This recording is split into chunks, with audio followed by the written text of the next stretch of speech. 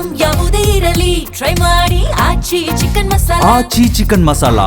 ಲೋಕಸಭೆಯಲ್ಲಿ ಬಹುನಿರೀಕ್ಷಿತ ಮಹಿಳಾ ಮೀಸಲಾತಿ ತಿದ್ದುಪಡಿ ಮಸೂದೆ ಪತನಗೊಂಡಿದೆ. ಇದರ ಬೆನ್ನಲ್ಲೇ ಸಂಸತ್ ಭವನದ ಆವರಣದಲ್ಲಿ ಇವತ್ತು ಎನ್ಡಿಎ ಮೈತ್ರಿಕೂಟದ ನಾಯಕರೆಲ್ಲ ಪ್ರತಿಭಟನೆ ಮಾಡಿದ್ರು. ಶೋಭಾ ಕರಂದ್ಲಾಜೆ ಇರೋದನ್ನು ಗಮನಿಸ್ತಾ ಇದ್ದೀರಿ ನೀವು.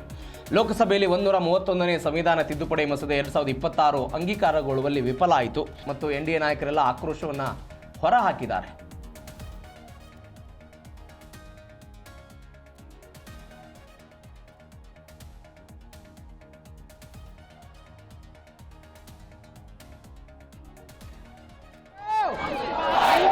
तमाम सांसद हैं वो भी अपोजिशन को लेकर के नारेबाजी जो है वो कर रहे हैं.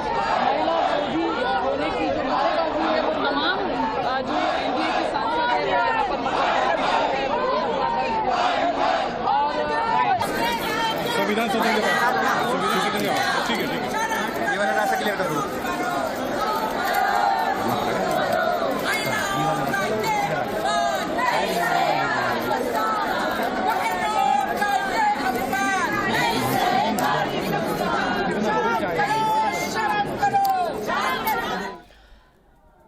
ಒಂದೂರ 31ನೇ ಸಂವಿಧಾನ ತಿದ್ದುಪಡಿ ಮಸೂದೆ 2026 ಇಂಡಿಯಾ ಮೈತ್ರಿಕೂಟ ಸೇರಿದಂತೆ ಅನೇಕ ಪಾರ್ಟಿಗಳು ಇದರ ವಿರುದ್ಧ ಇತ್ತು.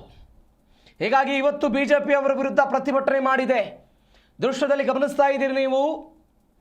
ನಿನ್ನೆ ಪ್ರಧಾನಿ ನರೇಂದ್ರ ಮೋದಿಯು ಕೂಡ ಮಾತನಾಡಿದ್ರು. ಇವತ್ತು ಅಮಿತ್ ಶಾ ಮಾತನಾಡುವ ಸಮಯದಲ್ಲೂ ಕೂಡ ಹೇಳ್ತಾ ಇದ್ರು ಇವರು ಮಹಿಳಾ ವಿರೋಧಿಗಳಾಗಿದ್ದಾರೆ ಅಂತ.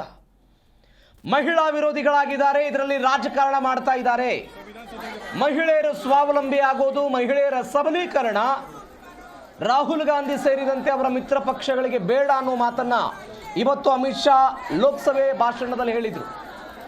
ನಿನ್ನೆಯೂ ಕೂಡ ನರೇಂದ್ರ ಮೋದಿ ಒಂದು ಬೇಡಿಕೆಯನ್ನು ಇಟ್ಟರು, ಮನವಿ ಮಾಡಿದ್ರು. ಗ್ಯಾರಂಟಿ ಬೇಕಾದರೆ ನಿಮಗೆ ಕೊಟ್ಟು ಬಿಡ್ತೀವಿ, ಗ್ಯಾರಂಟಿ ಅಂತ ಹೇಳಿದರೆ ಇದರ ಕ್ರೆಡಿಟ್ ಅನ್ನು ನಿಮಗೆ ಕೊಟ್ಟು ಬಿಡ್ತೀವಿ, ಅದರ ಬಗ್ಗೆ ಜಾಹೀರಾತನ್ನು ಕೂಡ ಕೊಡ್ತೀವಿ ನಾವು.